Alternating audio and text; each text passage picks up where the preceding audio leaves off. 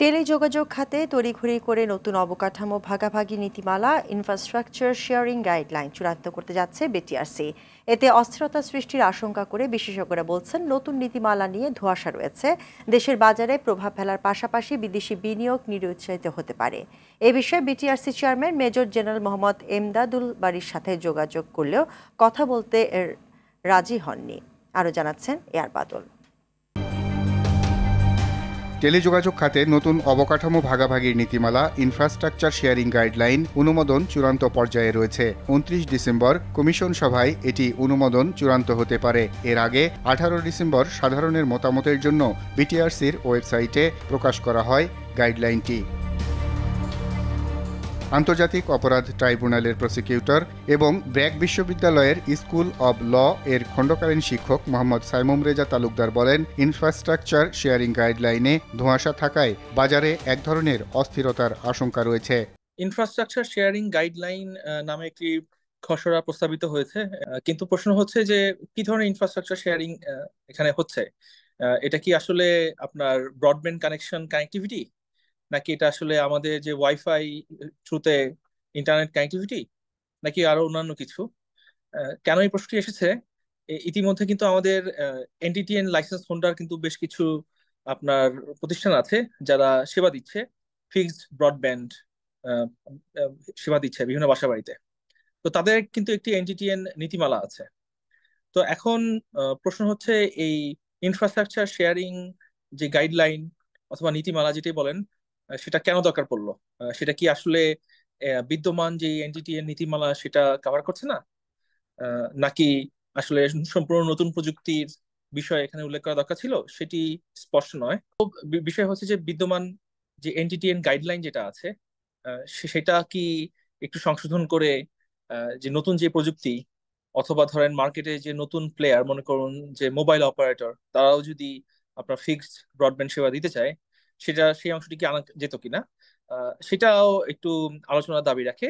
তো সব মিলে আমি বলতে চাই যে নতুন একটি আইন অথবা নীতিমালা হতে যাচ্ছে, সেটার যথেষ্ট আপনার কারণ, সেটা নিয়ে একটু ধোঁয়াশা আছে আমাদের মধ্যে। একটা পটেনশিয়াল সমস্যা হতে পারে যে ধরুন মার্কেটে যদি নতুন প্লেয়ার আপনার ঢোকে এই ইনফ্রাস্ট্রাকচার শেয়ারিং এর ক্ষেত্রে, তাহলে আমাদের দেশে কিন্তু একটি কম্পিটিশন ল বলে একটা বিষয় আছে। তো এই আইনটি কি সেটার আলোকে হচ্ছে কিনা? কারণ আপনি জানেন যে সারা বিশ্বেই সিগনিফিকেন্ট মার্কেট প্লেয়ার বা এসএমপি, হ্যাঁ, তারা তারা যখন মার্কেটে প্রবেশ করে অথবা তাদেরকে যখন নতুন একটি ক্ষেত্রে প্রবেশ করতে দেওয়া হয় অথবা এক্সিস্টিং কোন একটা ক্ষেত্রতে তাদের প্রভাব যখন বৃদ্ধি পায়, তখন কিন্তু অন্যান্য যারা ছোট ছোট সেবা প্রদানকারী, তাদের কিন্তু তাদের স্বার্থকে সুরক্ষা প্রদান করার জন্য অথবা মার্কেটকে কম্পিটিটিভ অথবা প্রতিযোগিতামূলক রাখার জন্য কিন্তু আপনার এই এক ধরনের কম্পিটিশন রুলস রেগুলেশনস রাখা হয়। তো আমাদের দেশে যে কম্পিটিশন আইনটা আছে, সেটার আলোকে নতুন নীতিমালাটা যদি ঠিকমতো সিনক্রোনাইজ না হয়, এখানে একটা কম্পিটিশনের ক্ষেত্রে একটা প্রভাব আসতে পারে। দ্বিতীয়ত হচ্ছে আহ, বাংলাদেশের বিজনেস ডুইং ইন্ডেক্স যদি আপনি অন্যান্য দেশের সাথে তুলনা করেন, সেটা কিন্তু বেশ কম। তো একটি গোষ্ঠী অথবা কিছু কোম্পানি ইতিমধ্যে বিনিয়োগ করেছে এনটিটিএন ক্ষেত্রে অথবা অন্যান্য ক্ষেত্রে। তাদের যে বিনিয়োগটা সেটা যদি সুরক্ষিত না হয়, তাহলে মার্কেটে নতুন যদি কেউ প্রবেশ করে, অবশ্যই আমরা সেটাকে ওয়েলকাম করি। কিন্তু আপনার যদি এক্সিস্টিং যারা আছে তাদের স্বার্থটা যদি ক্ষুণ্ণ হয়, তাহলে ভবিষ্যতে বাংলাদেশে বিনিয়োগ করবে কিনা অথবা বিদেশি বিনিয়োগ আসবে কিনা, সেটা নিয়েও এক ধরনের শঙ্কা সৃষ্টি হয়। তো সেটা হয়তো ভবিষ্যতে বিদেশি বিনিয়োগকে নিরুৎসাহিত করতে পারে। টেলিযোগাযোগ খাত বিশেষজ্ঞ সুমন আহমেদ সাবির বলেন, তাড়াহুড়া না করে আগের গাইডলাইন সংশোধন করে এটিতে এগোনো যেত। এ কারণে অনেকের ক্ষেত্রে নেতিবাচক প্রভাবের সম্ভাবনা রয়েছে। প্যাসিভ ইনফ্রাস্ট্রাকচার শেয়ারিং এর যে কথাটা আমরা বলছি, সেই জায়গাটাতে একটু অস্পষ্টতা আছে বলে আমার কাছে মনে হয়। এবং যেহেতু এখানে আরেকটা বড় পার্ট হচ্ছে ট্রান্সমিশন এবং তার ভিতরে ফাইবার অপটিক কেবল ইনফ্রাস্ট্রাকচার, যেটা নিয়ে যেহেতু আলাদা সেপারেট লাইসেন্স আছে, কাজে ওই গাইডলাইনটার সংশোধনের একটা প্রস্তাব বিটিআরসি দীর্ঘদিন ধরে ঝুলে আছে। তো ওইটা সমাধান করে তারপর যদি এটা হাত দেওয়া হতো, তাহলে জিনিসটা খুব সহজ এবং সুন্দর হতো।